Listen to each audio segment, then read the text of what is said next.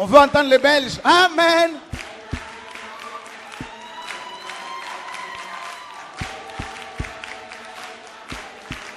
Amen.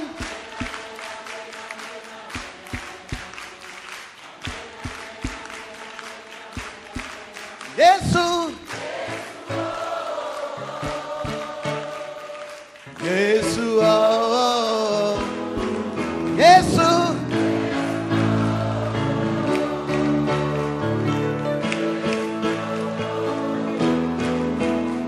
Il n'y a vraiment personne comme vous.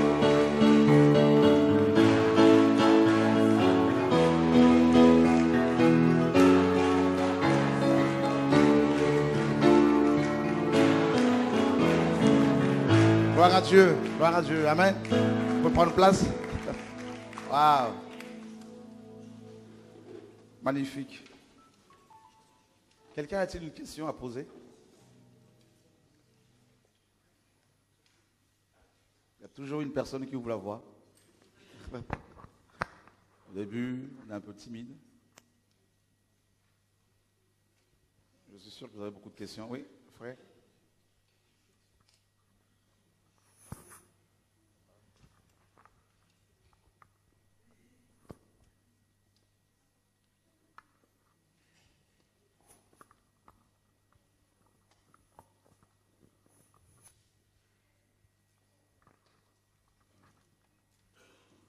Bonjour.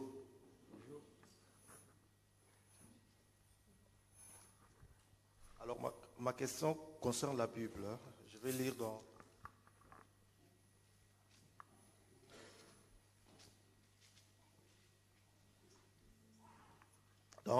Genèse 1, 26. Puis Dieu dit, faisons l'homme à notre image. Alors jusqu'à présent, je ne comprends pas.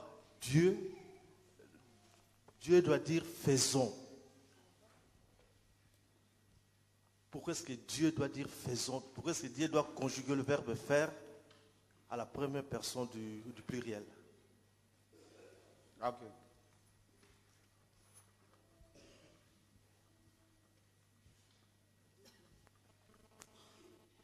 La Bible nous parle de combien de dieux? La Bible nous révèle un Dieu unique, un Dieu un. Et faisons ici implique un pluriel de majesté tout simplement, que l'on retrouve partout en hébreu. Donc c'est un pluriel de majesté. Là c'est le roi, hein, c'est le créateur dans toute sa splendeur, sa majesté qui s'exprime. Voilà. Cela n'implique pas du tout la Trinité comme on nous l'a fait croire hier, comme on le fait encore croire aux gens aujourd'hui. Et Dieu est un, il y a un seul Dieu. Donc faisons l'homme à notre image. Et nous savons que l'image de Dieu, c'est Yeshua, Jésus-Christ homme. Colossiens nous dit que Yeshua est l'image de Dieu invisible, du Dieu invisible. Donc faisons l'homme à notre image. Et le faire là, pourquoi c'est au pluriel? Parce que c'est la majesté de Dieu, tout simplement. Comme lorsque les grands rois s'expriment. Voilà. Tout comme dans Genèse 11, quand il dit descendons. Voilà. Donc là, nous avons une prophétie en même temps, dans Genèse 11, qui concerne le retour du Mashiach, quand il va descendre. N'est-ce pas? Voilà.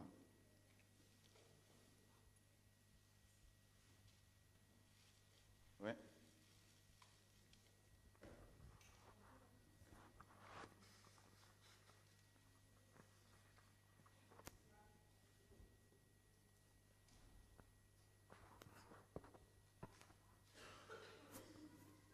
Ma question est dans Exode 4, 24. Pendant le voyage, en un lieu où Moïse passa la nuit, l'Éternel l'attaqua et voulut le faire mourir. Voilà ma question. Le Seigneur a appelé Moïse pour aller délivrer son peuple. Et pourquoi, en cours de route, il veut le tuer? C'est ça ma question. Est-ce que tu peux lire la suite?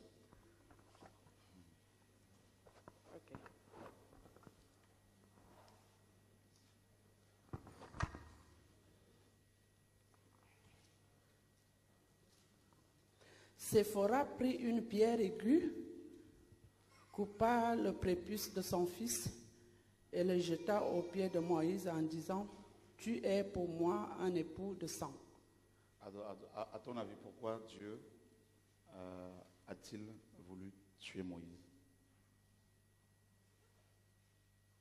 C'est ça ma question parce que je ne comprends pas. Le verset qui suit. L'Éternel le laissa, c'est Non. alors Le verset d'avant. Séphora prit une pierre aiguë, coupa le prépuce de son fils et le jeta aux pieds de Moïse en disant, « Tu es pour moi un époux de sang. » Donc je réponds, Moïse n'était pas circoncis. c'était son fils Ah, qui n'était pas circoncis. c'était pour son fils. Ok, Parce ça que va. Moïse n'avait pas respecté la loi de la circoncision en circoncisant son fils. Il n'a pas fait. Ok, Ça ça va? va. Oui, Amen. ça va. Merci. C'est pour ça qu'il faut toujours lire le contexte pour comprendre. Et, voilà, c'est bien. C'est bien. Ouais.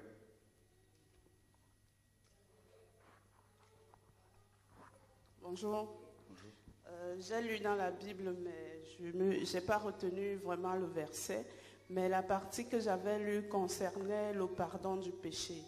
Et dans cette partie, Dieu disait qu'il pouvait pardonner tous les péchés, mais qu'il ne tolérait pas le blasphème contre le Saint-Esprit. Alors moi, je voudrais savoir qu'est-ce que le blasphème contre le Saint-Esprit? D'accord. C'est pas que Dieu ne tolère pas ce péché, Dieu ne pardonne pas. C'est un péché qui n'est pas pardonnable. Et le blasphème contre le Saint-Esprit, ça commence par le fait d'attribuer l'œuvre que Dieu fait à Satan. Ça commence comme ça, parce que quand on lit le contexte de ce passage de Marc 9 et Matthieu 12, les pharisiens attribuaient les œuvres de Yeshua au diable. Et donc ça, voilà, on commence comme ça. Et ensuite, il n'y a pas que ça, parce que si le blasphème ne concerne que ça, alors nous sommes tous condamnés. Parce que tout le monde, n'est-ce pas, dans sa vie, a plus ou moins attribué l'œuvre que le Seigneur fait au diable, par manque de connaissance. Mais le blasphème, c'est aussi le fait de pécher volontairement après avoir reçu la connaissance de la vérité. D'accord? Et selon Hébreux chapitre 10, verset 26, il est dit qu'il est impossible, si nous péchons volontairement, après avoir reçu la connaissance de la vérité, il ne reste plus de sacrifice pour nous purifier. Et Hébreux 4, 6 nous dit également qu'il est impossible à ceux qui ont été éclairés une fois, qui ont goûté aux choses à venir, à la gloire, à la parole de Dieu, à l'Esprit de Dieu, et qui sont tombés, soit de nouveau amenés à la repentance. Donc, il y a le fait de pécher volontairement, après avoir reçu la connaissance de la parole, de la vérité. On pêche volontairement, Dieu va nous interpeller pendant plusieurs mois, plusieurs années, et là l'esprit est attristé bien sûr, donc selon Éphésiens, n'attristez pas l'esprit de Dieu, comme la parole le dit. Et ensuite, si cette personne qui a reçu la connaissance persévère dans le péché, l'esprit va être éteint, selon 1 Thessaloniciens 5, 23, 19 là-bas à 20. N'éteignez pas l'esprit. Donc l'esprit va être éteint en nous. Et là, c'est la mort spirituelle. Et si on persévère dans le péché, l'esprit va être ôté. Selon Apocalypse 2, le Seigneur dit à l'église d'Éphèse, si tu ne te répands pas, j'ôterai ton chandelier de sa place.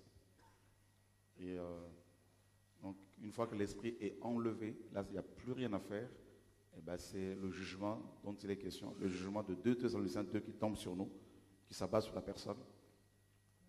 Ce jugement dit que, en fait, cette parole dit que l'esprit d'égarement vient habiter la personne.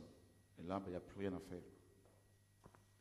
Et là, la personne a blasphémé parce qu'elle connaissait la parole, elle a même prêché cette parole de vérité, elle a renoncé à cette parole de vérité, elle est repartie dans les choses qu'elle a, n'est-ce pas, dénoncées, tout ça, vomi. Et comme la parole le dit également dans 2 Pierre, le chien est retourné à son vomi. Et là, ben, il n'y a plus rien à faire. Et d'ailleurs, pour votre information, la plupart de vos pasteurs ont blasphémé contre l'Esprit de Dieu. Voilà. Parce que beaucoup ont commencé en prêchant la sanctification, mais au fur et à mesure que leur ministère, leur service prenait de l'ampleur, ils ont commencé à s'attacher plus à l'argent, plus aux bâtiments, plus aux hommes. Ils ont commencé à minimiser le péché, à ne plus parler de la sanctification, à ne plus préparer les gens pour l'au-delà. Ils les préparent plutôt à rester sur la terre. Et puis bon, ils se connectent avec d'autres faux pasteurs ici et là. Ils sont dans des fédérations. Ils ont blasphémé comme les pharisiens. Ils ont la vérité, ils connaissent la vérité, mais ils ne veulent plus vous la partager. Voilà. Parce qu'ils ont peur que vous quittiez leur bâtiment. Et beaucoup ont blasphémé, tout simplement. Il n'y a plus rien à faire pour eux. C'est pour cela qu'ils ne font que s'empirer. Hein. Voilà. Oui.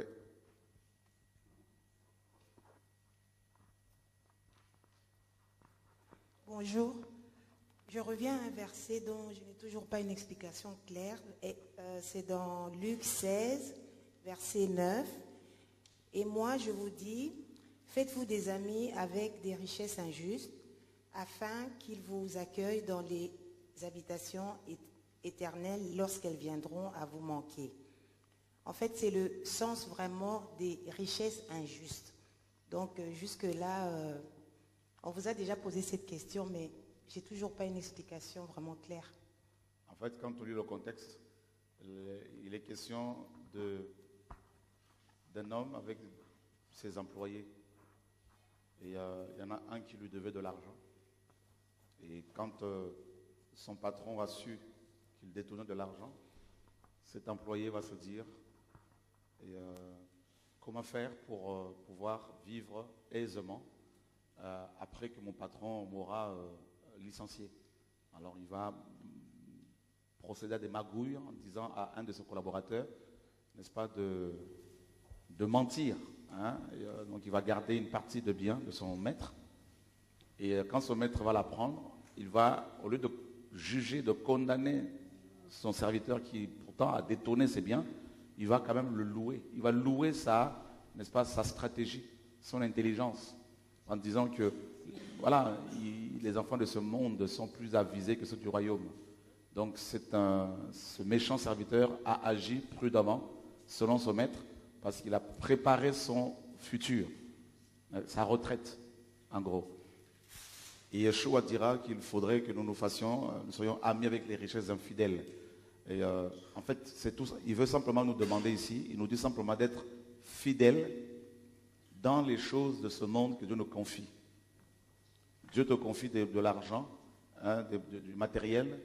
Si Dieu te le confie, c'est pour sa gloire, n'est-ce pas? C'est pour t'en servir, pour annoncer l'évangile, en gros, pour préparer les gens par rapport à leur futur après la mort, leur vie après la mort. Donc il nous demande justement d'être amis avec ces richesses-là, c'est-à-dire d'être fidèles. C'est pour ça que dans Luc chapitre 16, c'est dans ce passage dont il est question, au verset 10, il est dit que celui qui est fidèle dans peu de choses le sera dans les grandes. Donc les richesses injustes sont comparées à peu de choses. Et Dieu nous demande à être juste. S'il te confie 100 €, ce n'est pas pour aller, par exemple, te mettre à boire avec cet argent, utiliser cet argent pour aller te prostituer, mais il faut s'en servir pour, par exemple, annoncer l'évangile, aider les pauvres, tout ça, les veuves, les orphelins, les étrangers. Donc, en agissant ainsi, c'est comme si tu étais ami avec cette richesse-là. D'accord? Voilà. Et comme cette richesse est amenée à finir, eh bien, dans le royaume à venir, Yeshua se souviendra de nous, justement.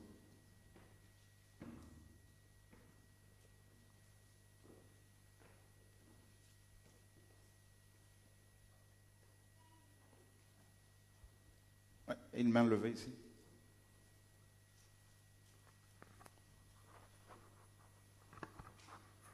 Bonjour tout le monde. Bonjour. J'aimerais savoir, lorsque dans l'esprit on entend le Seigneur nous parler, et lorsque le Seigneur est en train de nous parler, on a la bouche ouverte, et on est en train de manger, en fait, de manger ce que le Seigneur est en train de nous dire, et on s'entend dire après, je suis un enfant de la parole, désormais je parle comme Dieu. Est-ce que c'est ce qu'on appelle en fait, Je ne comprends pas. Tu as fait un songe? Non, c'était pas un songe, c'était dans l'esprit. le Seigneur parlait. Il te parlait à toi. Me parlait à Tu moi. étais seul avec lui? Oui. D'accord. Je ne l'ai pas vu, mais je l'entendais, mais je sais que c'était le Seigneur. J'avais l'impression qu'il m'enseignait la Bible, parce que je me rappelle du livre de Genèse, Jean 15, et quand il me parlait, j'avais la bouche ouverte et je mangeais ses paroles. Et quand il a fini de parler, j'ai dit, je suis un enfant de la parole, désormais je parle comme Dieu. C'est vrai que quand je me suis réveillée, j'ai refusé, je me suis dit, quoi, parler comme Dieu, ça veut dire quoi? Et un jour, en méditant la parole de Dieu, je suis tombée sur le livre d'Ézéchiel, où les rouleaux, je ne savais pas... C'est pas ce que tu as reçu, c'est pas un petit scripturaire, hein, Dieu peut parler comme ça. Mais pourquoi on mangeait les paroles? C'est biblique. Jérémie dit dans Jérémie 15, j'ai rassemblé tes paroles et je les ai dévorées. Donc, ouais, on mange la parole de Dieu. D'accord. On n'a pas de problème à ça. Ouais. Bonjour. Bonjour. Alors, je voulais juste poser une question. Moi, quand j'étais petite, j'allais dans une église baptiste. D'accord. Et je me suis fait baptiser dans cette église-là. Et je sais que vous avez déjà répondu à la question, mais ce qui me turlupine, c'est le signe de croix qu'il a fait sur mon front. Donc, du coup, On t'a fait le signe de la croix, là? Oui, en Ok. anglais. Et donc, du coup, je me pose la question si mon baptême est valable finalement. Ok, c'est ton baptême. C'était par immersion? Ok. Bon, c'est pas, si tu étais sincère dans ton cœur, oui, il n'y a pas de souci. Bon, le signe de la croix, ça vient de catholique. Voilà. Mais sinon, si c'était par immersion, que tu étais sincère, il n'y a pas de problème.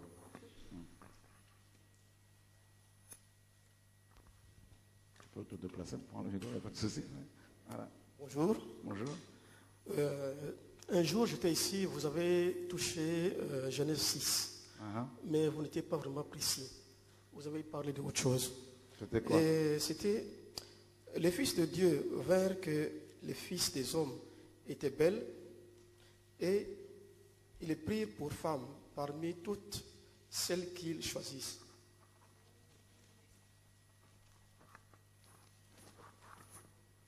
D'accord. Alors l'Éternel dit, mon esprit ne sera pas toujours dans l'homme, car l'homme n'est que chair, et ses jours seront de 120 ans. Les géants étaient sur la terre en ces temps-là, après que les fils de Dieu vinrent venir vers les filles des hommes, et qu'elles leur eurent donné des enfants. Ce sont des héros qui furent famés dans l'Antiquité. L'Éternel dit que la méchanceté des hommes était grande sur la terre et que toutes les pensées de leur cœur étaient chaque jour iniquité vers le mal. C'était quoi la question? Ma question c'est que on est en train de nous parler que les fils des hommes, non, les fils de Dieu sont venus faire les fils des hommes. Ici, on sous-entend que ce sont des anges déchus qui sont venus vers les fils des hommes. Bon, on nous dit que les anges sont asexués. Comment est-ce que les anges puissent venir vers les filles des hommes? C'était ça ma question. D'accord. Et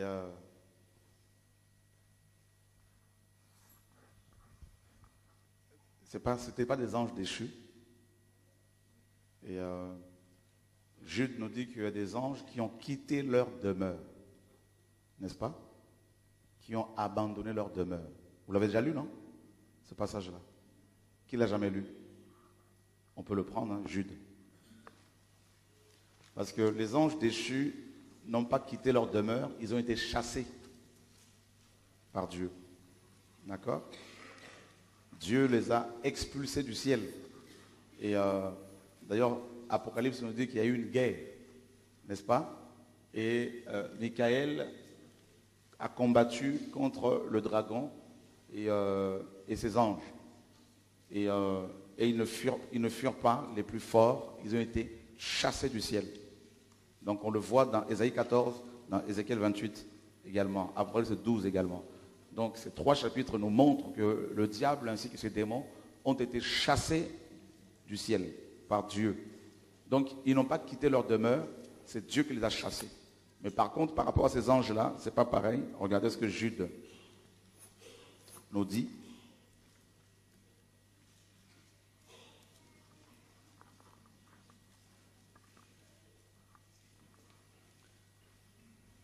nous sommes dans Jude 5.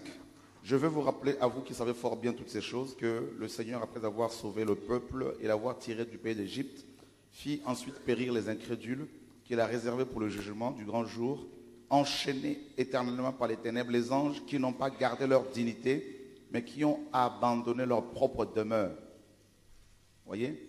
Ils ont abandonné leur propre demeure, nous dit la parole. Donc, ça correspond à ces anges-là, les fils de Dieu, qui, n'est-ce pas, donc, qui n'ont rien à voir avec les démons. Ils sont certainement devenus des démons après, il n'y a pas de souci, mais on voit que on dit que des fils de Dieu virent parmi les filles des hommes. Donc on fait bien la distinction entre les fils de Dieu d'un côté et les filles des hommes de l'autre. Alors il y en a qui vont dire non, en fait ces fils de Dieu, ce sont les descendants de Seth, le fils d'Adam. Non, c'est pas ce qui est écrit. Hein. Donc c'est une supputation, c'est une supposition. Et là on fait bien la distinction entre les fils de Dieu d'un côté et les filles des hommes. Voilà. Et les anges, dans les Écritures, sont aussi appelés les fils de Dieu. Job nous dit également que quand le Seigneur a créé le monde, les fils de Dieu étaient dans la joie. Hein, ses fils, donc les anges. Ce sont des êtres angéliques. Et on voit également que la conséquence de leur union, n'est-ce pas, ou les résultats de leur union, ça a donné naissance aux fameux héros, hein, ces hommes géants. Et c'est justement à cause de ça que Dieu va détruire toute la terre pour la purifier. Donc on voit bien qu'il y a eu un mélange, hein, de quelque chose là. Et Dieu, en fait, le diable est tellement rusé qu'il a voulu aussi souiller la lignée du Mashiach. Il a voulu mélanger la lignée du Mashiach pour empêcher le Mashiach de venir. Parce que dans Genèse 3, Dieu avait prophétisé que le Messie allait venir, n'est-ce pas? Par la postérité, il allait sortir de la femme. Et Satan a voulu mélanger un peu les choses. Donc il est question ici des anges qui ont quitté leur demeure. Maintenant, le Seigneur dit qu'à la résurrection, nous serons comme des anges. Nous n'allons pas prendre des femmes. D'accord? Et voilà, donc on n'a pas dit qu'ils étaient asexués. Le Seigneur a dit qu'on sera comme des anges, on ne va pas prendre de femmes. Donc il faut pas, on ne rajoute pas, on n'enlève pas. Moi j'aime bien rester biblique. N'est-ce pas? Maintenant, ces anges qui sont devenus autre chose que ce que Dieu l'a... ils sont devenus autre chose, hein, parce que quand on pêche, on change de nature. Et donc s'ils sont devenus des démons, ce n'est pas étonnant. Les démons ont des rapports avec des hommes. Hein. Les maris de nuit, que les gens, les attaques de mari, femmes de nuit, les succubes et les incubes. Voilà, donc ça c'est pas un problème. Amen. Ils ont cette puissance-là pour se matérialiser. Ça, c'est pas un problème. Voilà. Le micro, tu l'as? Ouais.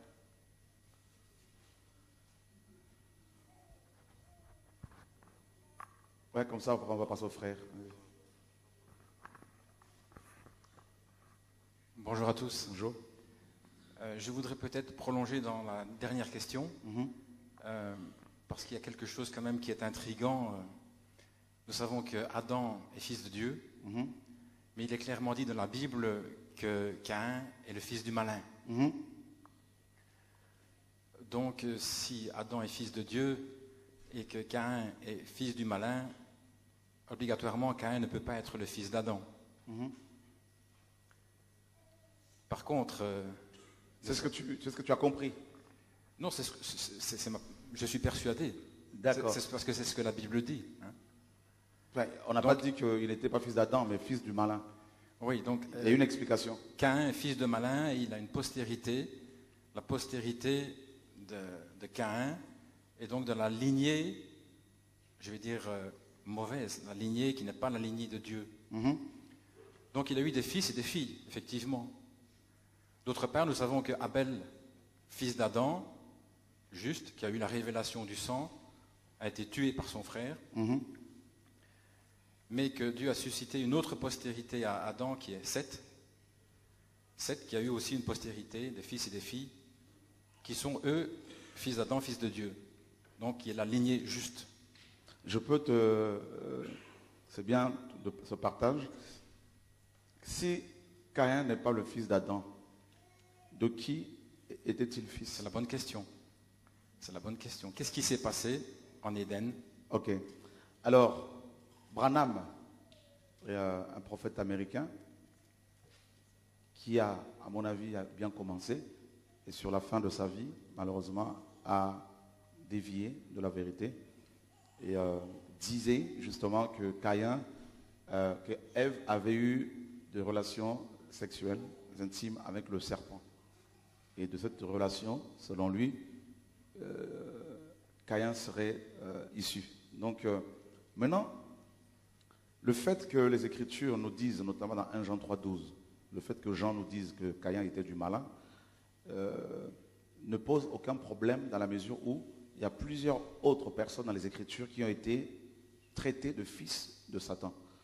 Par exemple, il y a l'expression Bélial qu'on retrouve en hébreu et qui signifie littéralement fils de. On voit par exemple les fils de Samuel qui sont... Jésus lui-même s'est adressé aux pharisiens en leur disant vous avez pour père. Voilà, donc on voit d'abord, je vais d'abord aller un peu dans le Tanakh, et où il est question justement des fils de Samuel qui sont traités de fils de Bélial.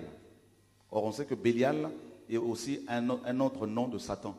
Et littéralement ils ont été traités de fils de Bélial. Pourtant on nous parle qu'ils étaient fils, n'est-ce pas, biologiques d'Élie, le sacrificateur. Et on voit Yeshua également dans Jean 8, 44 qui dit aux pharisiens, vous avez pour père le diable. Et donc, il y a eu deux semences, enfin deux, comme avec Rebecca. Rebecca était enceinte de deux nations. On voit Ésaü d'un côté et on voit Jacob de l'autre. Pourtant, les deux enfants étaient bel et bien issus de la semence de Jacob, n'est-ce pas, d'Isaac, mais pourtant, il y en a un qui était de l'autre côté. Donc, et je crois que la doctrine de Branham, selon laquelle Caïn serait issu d'une relation sexuelle entre Ève et le serpent, est très très dangereuse, parce que en fait, il est allé au-delà des Écritures. Et c'est là justement le danger. Et là, on rentre dans la sélection de Dieu, dans la préscience. Certes, Dieu ne va pas, parce qu'il est à amour, il ne va pas, n'est-ce pas, prédestiner certaines personnes à la damnation et d'autres à la vie éternelle, mais dans sa préscience, Dieu sait d'avance qui sont ceux et celles qui vont accepter le plan du salut et qui sont ceux et celles qui ne vont pas l'accepter. Et une fois, je méditais la parole justement par rapport à cette semence du serpent, selon Branham, notamment ce passage de Genèse 4. Et le Seigneur m'a interpellé sur quelque chose qui m'a frappé dans Genèse 4, 1. On nous dit que quand Ève va tomber enceinte, elle va déclarer une parole qui, à mon avis, a aussi permis à Satan de récupérer son enfant. Et je crois qu'elle n'a pas veillé. Ève, quand elle est tombée enceinte, elle a dit « j'ai acquis un homme ». Donc elle s'est mise en exergue, elle s'est mise en avant. J'ai acquis, j'ai formé un homme. Elle a quand même rajouté par l'Éternel, par Yahweh. Mais c'était elle qui était en avant. Et une pensée pendant que je méditais m'est venue. C'est justement à cause de cet acte-là, certainement, que Satan a profité pour prendre son premier-né. Et quand elle va perdre Abel et qu'elle va de nouveau tomber enceinte, notamment de Seth, cette fois-ci, Ève a appris la leçon. Elle dira, n'est-ce pas, elle va d'abord louer Dieu. Elle va d'abord mettre Dieu en avant. Et donc, c'est la pensée qui m'est venue quand je méditais. Et c'est vrai que Jean-Baptiste dira également aux pharisiens dans Matthieu 3, 11, il dira, vous êtes la race des vipères. Et Pierre nous dit qu'il y a des gens qui sont nés pour être pris et détruits.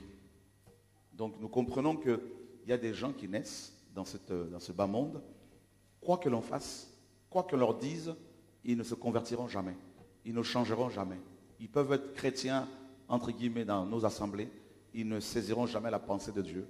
Parce que tout simplement, eux-mêmes se sont destinés à cette vie par rapport à leur cœur. Et de ce fait, ils sont appelés fils ou filles de Satan ou du serpent. En tout cas, il faut beaucoup d'humilité quand on entend la parole de Dieu.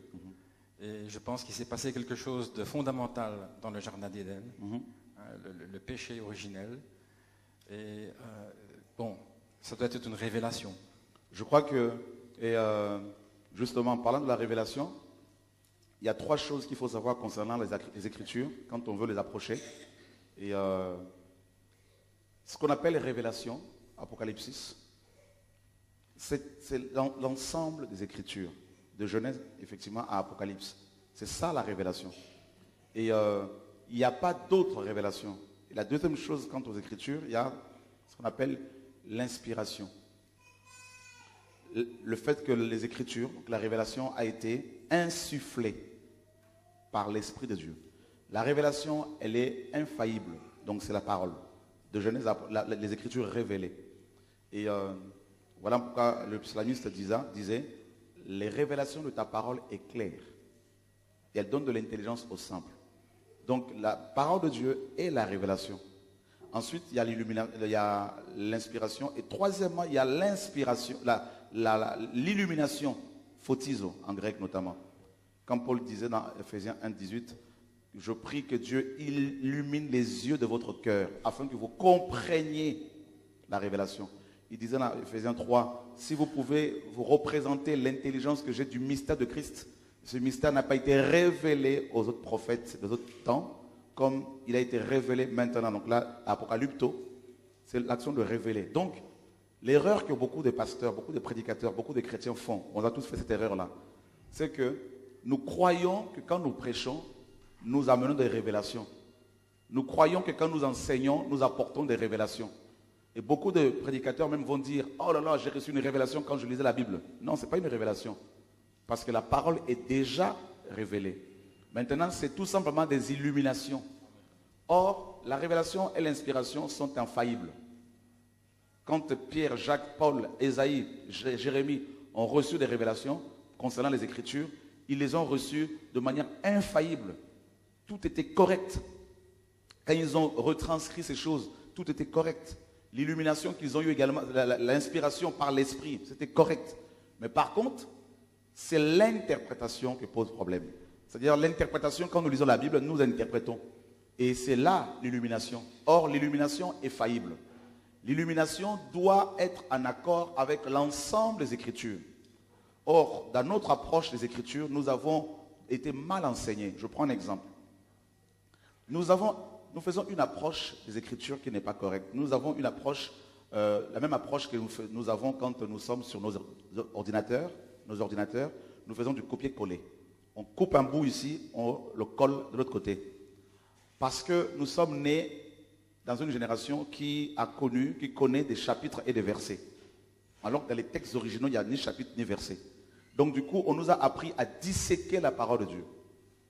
Donc on prend un bout là-bas et on en fait toute une doctrine avec un verset et on dit c'est une révélation et on crée des sectes et on brise des familles, on brise des vies et ça amène la confusion. Or, pour comprendre la parole, il faut enlever de nos têtes les chapitres et les versets. Il faut tout enlever. Parce que les versets dans le Tanakh, dans le testament de Yeshua, que beaucoup appellent le Nouveau Testament, ce n'est pas le Nouveau Testament, c'est le testament de Jésus. Parce qu'il n'y a pas d'Ancien Testament ni Nouveau Testament.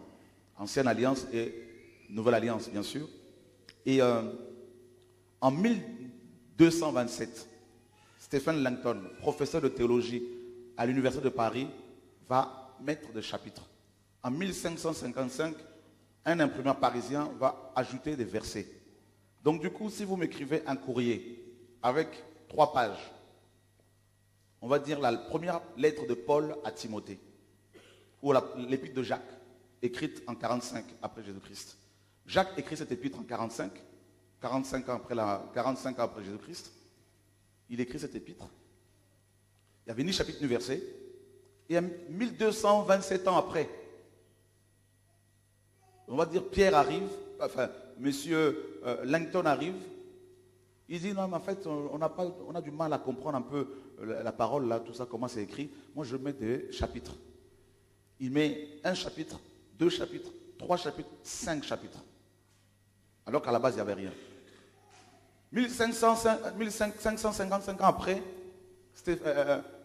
Étienne Robert, imprimeur parisien, arrive, il dit, bon, il y a les chapitres, c'est bien, mais je vais encore faciliter la lecture, je mets des versets. Et nous, maintenant, nous avons cette lettre-là de Jacques, avec des chapitres et des versets. Maintenant, moi, j'arrive, je ne tiens pas compte du contexte de tous les livres de Jacques, parce que je suis, on m'a complètement disséqué. Je me dis, bon, tiens, Jacques chapitre 1, verset 5, ça m'intéresse. Je zoome sur ce verset-là, je l'extirpe de l'ensemble de l'épître. Voyez? Et je dis, voilà ce que Jacques a dit. Tac!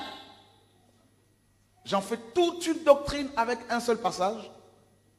Et alors que Jacques, à la base, n'avait pas dit ça. Jacques tenait compte de l'introduction, de la conclusion, et il y a aussi un arrière-plan historique, linguistique, géographique, culturel, et je ne tiens compte d'aucun de tout ça. Et il y a aussi, n'est-ce pas, il fallait tenir compte également de l'ensemble du testament de Yeshua. Par exemple, dans Jacques 1,5, je prends un exemple, Jacques dit, il faudrait manger à midi pour être sauvé. Juste un exemple comme ça. Moi, je ne tiens pas compte du reste de l'épître, du reste de l'ensemble du testament. Qu'est-ce que le testament de Yeshua dit sur le fait de manger à midi? Et qu'est-ce que Jésus a dit là-dessus? Alors, je ne tiens pas compte non plus de l'ensemble des Écritures. Qu'est-ce que le Tanakh? C'est-à-dire la Torah, les Nevi'im et les Ketuvim. La Torah, les Nevi'im, les prophètes et les Ketuvim, les écrits. Qu'est-ce que qu'est-ce que les deux testaments, deux alliances disent? On ne tient pas compte. Donc du coup, moi maintenant je sors ce passage-là, je crée ma petite secte avec mon charisme et j'entraîne des milliers de gens derrière et ça fait des sectes que nous connaissons aujourd'hui, les ismes que nous connaissons aujourd'hui. Et quand le Seigneur reviendra, on sera sévèrement jugé. Et c'est pour cela que Jacques dit qu'il n'est pas recommandable, qu'il n'est pas conseillé, qu'il y ait des docteurs, littéralement. Quand on dit qu'il y ait beaucoup de gens qui enseignent, en fait, le mot exact, c'est maître, didaskalos. Qu'il ne faut pas que tout le monde soit des maîtres, parce que Yeshua, on l'appelle le maître, littéralement, l'enseignant, le docteur. Et c'est ça, justement, le danger que nous voyons dans la plupart de nos assemblées. C'est-à-dire, on ne tient pas compte, notamment, ça va dans le même sens que parfois l'enseignement sur la dîme, par exemple, l'enseignement sur le salut, l'enseignement sur la vie après la mort, l'enseignement sur la Trinité dans lequel on a baigné pendant des années. C'est-à-dire, on sort des passages hors de contexte. Et maintenant, si les gens ne sont pas d'accord par rapport à un verset mal enseigné, mal interprété, beaucoup de prédicateurs vont dire, mais non, mais c'est une révélation. Priez, Dieu va vous montrer. Alors que la révélation, elle est déjà là. Et la parole nous dit justement que toute l'écriture est inspirée de Dieu. Donc là, c'est l'inspiration. Donc, et c'est en étudiant ces choses-là, en faisant justement la révision de la Bible que nous avons effectuée grâce au Seigneur, Dieu nous a encore enseigné beaucoup de choses. Et c'est terrible de voir à quel point des ministères, des prophètes, des prédicateurs, des enseignants vont aller au-delà de ce que Dieu a dit. Paul, Pierre et Jacques, Paul, disait, avec toute la connaissance qu'il avait, un jour il a dit, nous connaissons en partie. C'est-à-dire, il n'a pas voulu aller au-delà de ce que Dieu lui a révélé. Il dit, nous connaissons en partie, et nous, cette sagesse-là, Dieu nous la donne, et comme Jean a pu dire, quand il paraîtra, nous le verrons tel qu'il est. Donc, il y a beaucoup de choses, effectivement, il y a beaucoup de mystères, et la sagesse veut, pour les enseignants, justement, de dire aux frères et sœurs, les choses qui ne sont pas révélées sont à Dieu. Et les choses révélées sont à nous. Et c'est ce qu'on essaie de partager un peu avec les frères et sœurs. C'est gentil, merci. Je voudrais simplement ajouter, parce que vous avez mentionné le nom de Branham, là, tout à l'heure. Bon, je connais un petit peu. D'accord. Il y a aussi beaucoup de sectes branhamistes. Oui. Énormément. Qui ont déformé les paroles du prophète Branham. Je suis convaincu que Dieu a envoyé un prophète. D'ailleurs, il y a 8 jours, vous avez vous-même dit Un prophète est toujours rejeté. On est d'accord, c'est la Bible. Vous avez dit ça il y a C'est une la semaine. Donc je pense que William Branham est un vrai prophète de Dieu, mais qui a été rejeté. Beaucoup d'hommes ont tordu les Écritures, ont fait des sectes branhamistes à gauche, à droite. Il y a une multiplication. Je reviens de Kinshasa, il y en a là une pléthore. Terrible. Ce que je veux simplement dire, c'est que c'est un vrai prophète. Oh non, mais moi je crois que cet homme-là, Dieu l'a certainement mandaté, parce que justement, entre nous, je bénis Dieu pour le courage que cet homme a eu de défier la chrétienté paganisée. Et au jour d'aujourd'hui, très honnêtement, il y en a très peu de comme ça. Il y en a très peu. Il a été suscité pour parler des choses que beaucoup connaissaient mais n'osaient pas en parler. Et ça, c'est clair. C'est clair. Il a eu un service très puissant. On est d'accord là-dessus.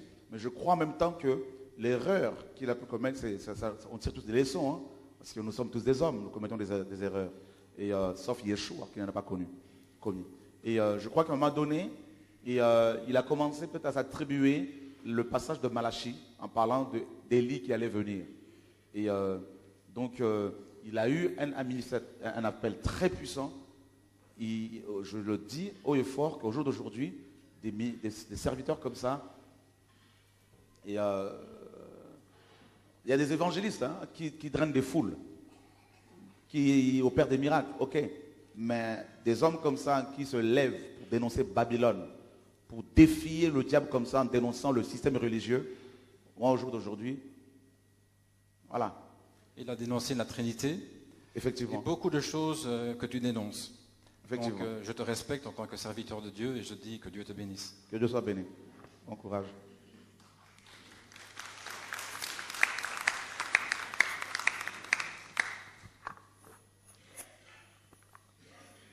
Bonjour. Bonjour. Alors voilà, nous sommes un petit groupe d'Araméens. Alléluia, gloire à Dieu. Merci. Et en fait, on avait une question par rapport au tatouage. D'accord. Qu'est-ce que dit la Bible par rapport à ça? Ok.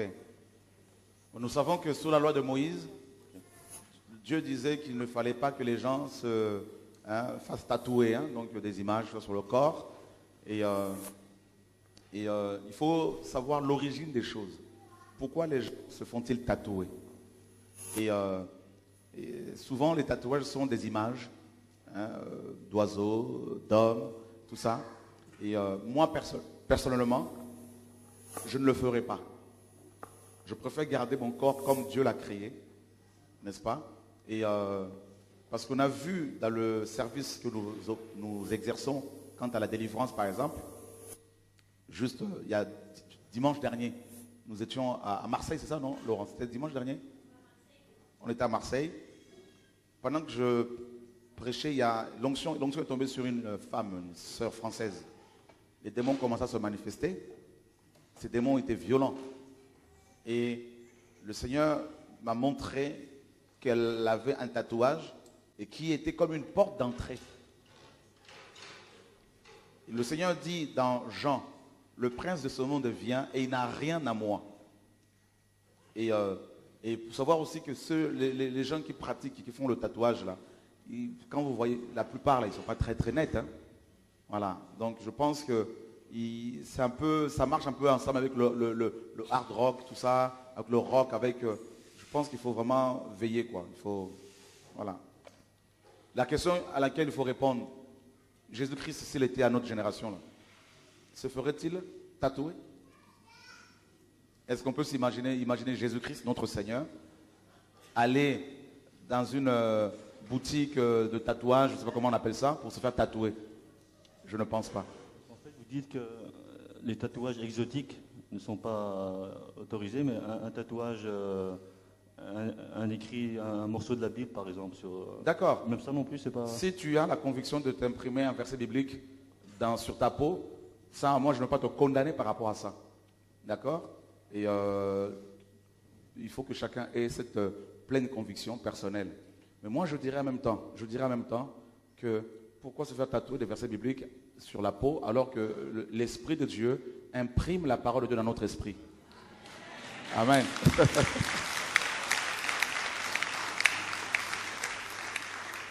Est-ce que je peux encore poser une dernière question? Avec joie, avec joie. On est là pour ça. Juste par rapport au port de la croix. En fait, nous sommes aussi... La croix, des voilà. croyants, oui. Pareil. Et en fait, c'est très religieux. C'est très religieux. Paul dit dans 2 Corinthiens 3, vous êtes manifestement la lettre de Christ, épistolé en grec. C'est-à-dire, vous êtes des messages et non des messagers. Vous êtes des messages de Christ, écrits par notre service. En fait, Dieu imprime sa parole en nous. Je vais encore aller plus loin. La parole, elle était d'abord dans la nature. La parole nous dit que les cieux racontent la gloire de Dieu. Avant que les Écritures ne soient révélées, la parole de Dieu, on pouvait la voir au travers de la nature.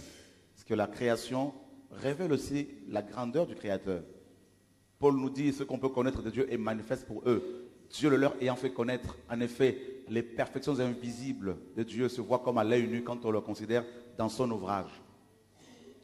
Cette parole qui est dans la nature va être révélée maintenant. Révélée, n'est-ce pas, à Moïse, va être mise sur les tables de pierre. Il y en avait 2. C'est comme le cœur de l'homme. Les 2 lobes.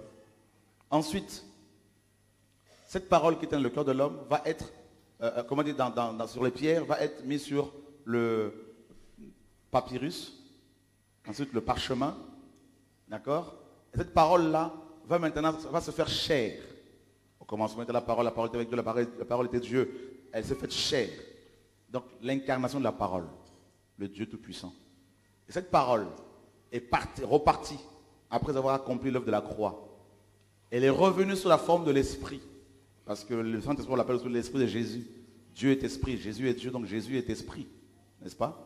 Voilà. Parce que pour apparaître à près de 500 personnes au même moment, il faut être Dieu pour le faire. Il faut être Esprit. Donc cette parole est revenue sous la forme du Saint-Esprit pour s'incarner en nous, en chaque enfant de Dieu. N'est-ce pas? Donc du coup, nous devenons des écritures ambulantes. C'est pour cela que Paul dit nous sommes des lettres, c'est-à-dire des écritures. Épistolés, c'est lettres, épîtres. Dans 2 Corinthiens 3. Donc nous devenons des lettres. C'est-à-dire, si on voit les chrétiens, les vrais chrétiens, ils n'ont même pas besoin de porter une croix, un crucifix pour montrer qu'ils sont chrétiens. Par leur vie, par leur manière de parler, par leur manière de s'habiller, par leur manière de se comporter dans la société actuelle qui est corrompue, les gens seront touchés, interpellés, ils verront qu'ils sont différents.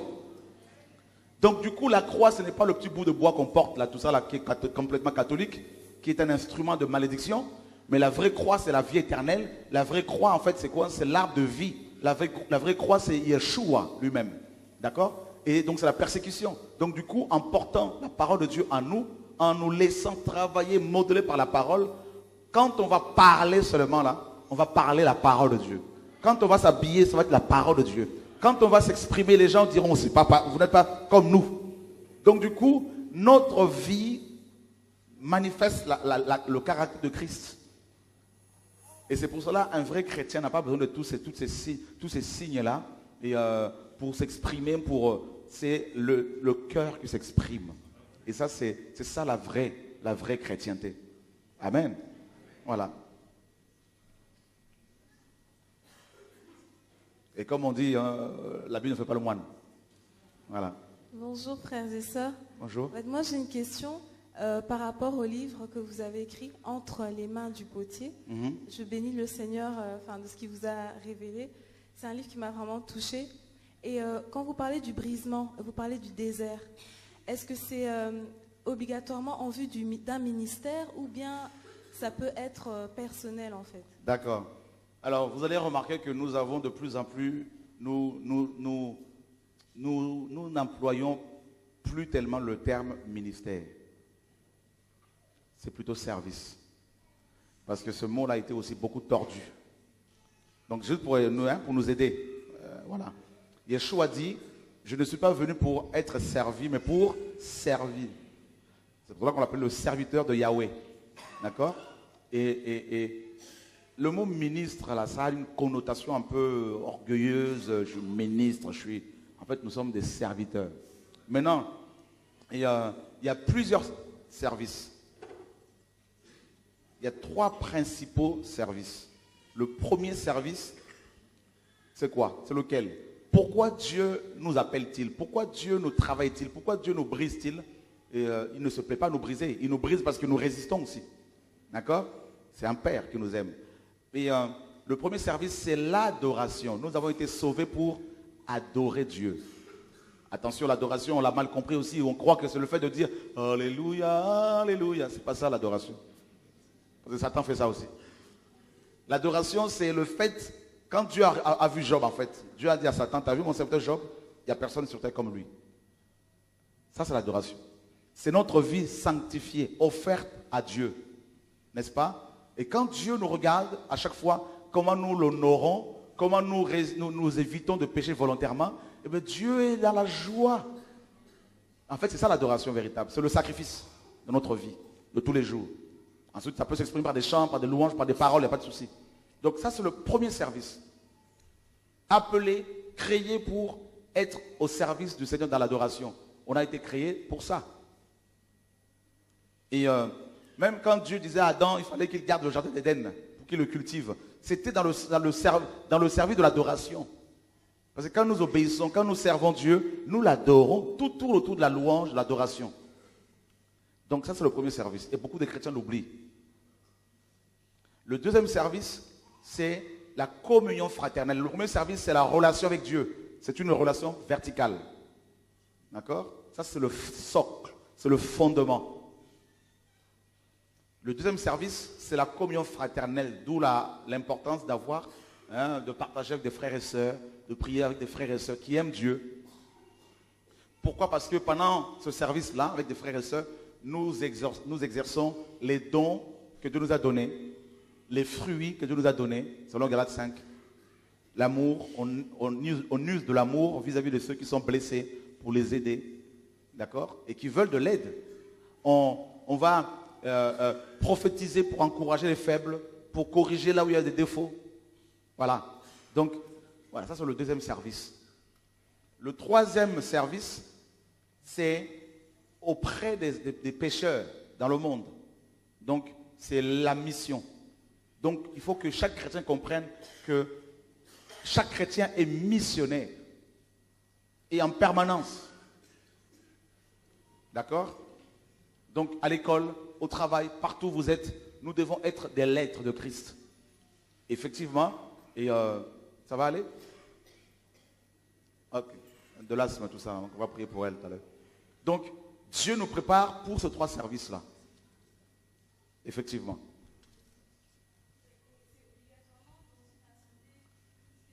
Ce n'est pas obligatoirement dans une assemblée spécifique. Et c'est ça aussi l'erreur que beaucoup de gens commettent.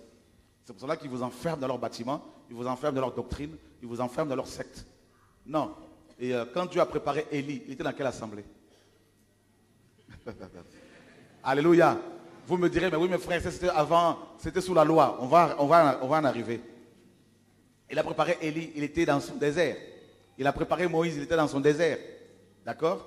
Et il a préparé, alors qu'il y avait aussi des assemblées à l'époque, hein, l'assemblée des Hébreux, n'est-ce pas?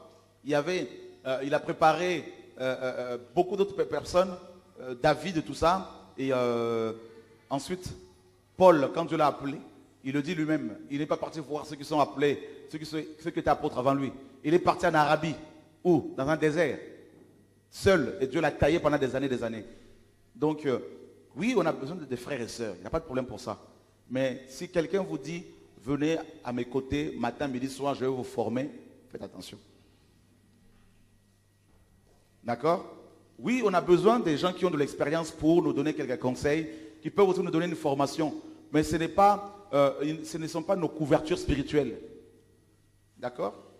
Voilà. L'eunuque éthiopien, il a reçu juste un enseignement de Philippe. Et Dieu enlève Philippe. Et cet homme est parti et rentré dans son pays avec l'évangile. Et il y a des coptes jusqu'à ce jour.